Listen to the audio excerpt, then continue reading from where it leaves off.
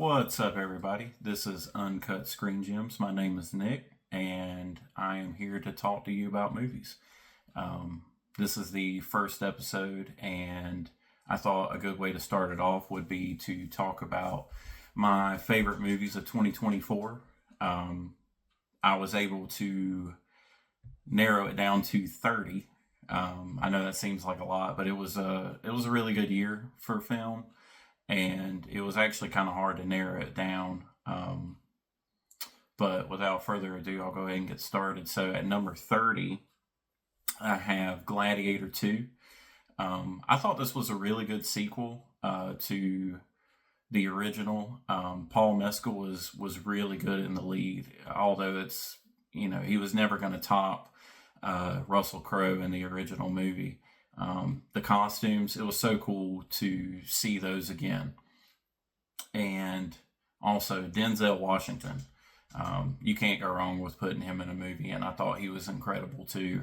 Uh, the difference for me from the original to this one is it was a little more far fetched, in my opinion. I know that the first one wasn't, a historical movie, but it felt like one. And in this one, the sharks in the arena for me were a little far fetched. And I don't know. I really couldn't get past that. It made me laugh whenever I saw this movie in theaters.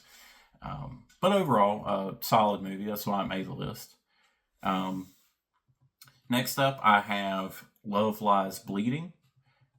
This movie is a A24 movie, and if you know me, you know how much I love A24. It's my favorite film company. So anything they put out, I'm going to see. And I thought this was a really, really good one. Kristen Stewart was born for the role in this movie. Just really awkward, and just really embodies it.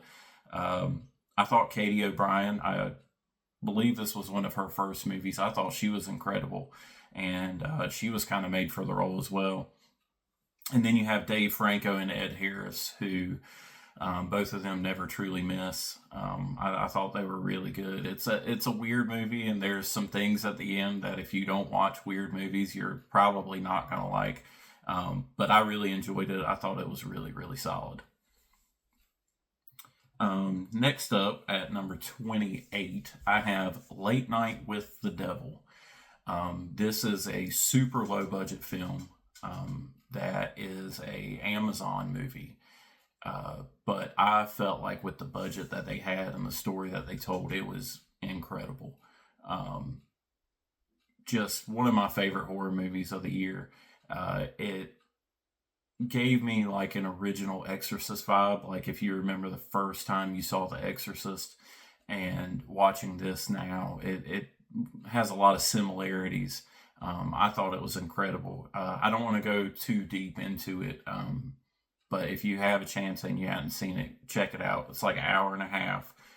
You'll definitely enjoy it if you like kind of like old school horror.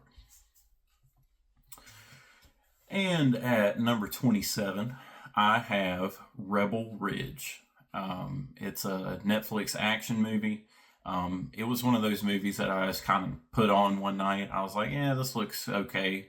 I didn't really want to, think about anything. Just wanted something to kind of like mind numbing watch. And I was very surprised with this movie. I thought it was an incredible story. Um, I had never heard of Aaron Pierre, but he's the lead in the movie, and I thought he was incredible. Which since he has been casted as Green Lantern in the DC universe, which is exciting. And then as the antagonist of the film, you have Don Johnson, um, who's been an incredible actor for decades and decades. I thought this was a really, really fun movie. But it had its dramatic parts that really, really sat with me. I thought it was a great movie. And at number 26, I have the film Cuckoo. Um, it's made by the film company Neon, which they are kind of new to the scene. But they are very similar to A24, and I have since been watching everything they put out. Um, Actually, they had a movie that came out this year that will definitely be on my list for top movies of 2025.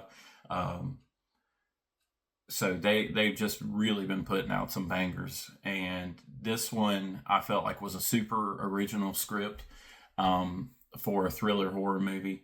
Um, and I don't know. I just anything that has like old ladies in horror movies that are supposed to be scary, it scares the crap out of me.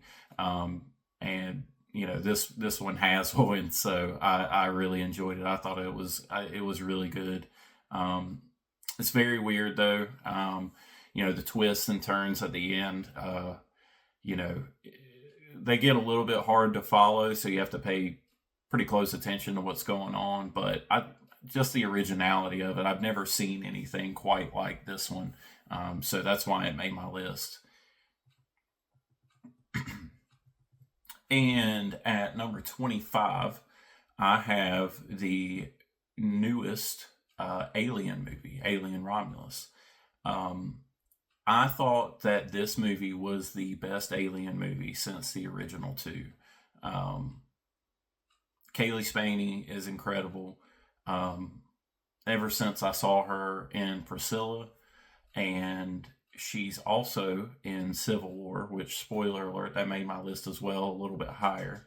I think that she is going to be like a household name for several years to come. I think she is an incredible actress, and she was so good in this. And also, with this movie, I've never quite felt empathy for a robot, android, whatever you want to call it, like I did for Andy, who is played by David Johnson.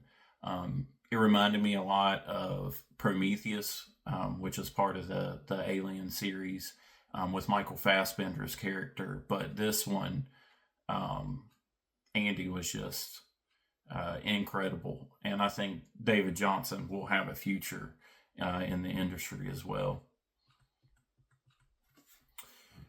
And at number 24, I have Maxine, which is the final movie in the T.I. West trilogy, um, preceded by X and Pearl.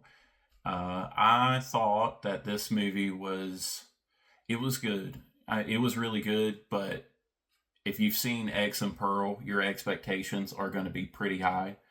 And it didn't quite meet my expectations, but it's just such a solid movie. Like if I had not seen X or Pearl and just watched Maxine, I'd be like, this movie's great.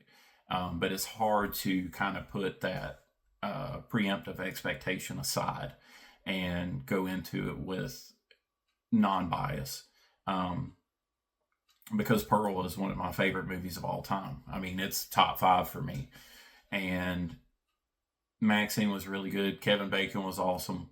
Um, it's definitely a solid movie. If you've watched the first two, or if you haven't watched the first two, you need to go back and watch them. And Maxine is a solid close to this horror trilogy, which it's also a 24 movie. And at number 23, surprise, surprise, it's another A24 movie. It is called I Saw the TV Glow.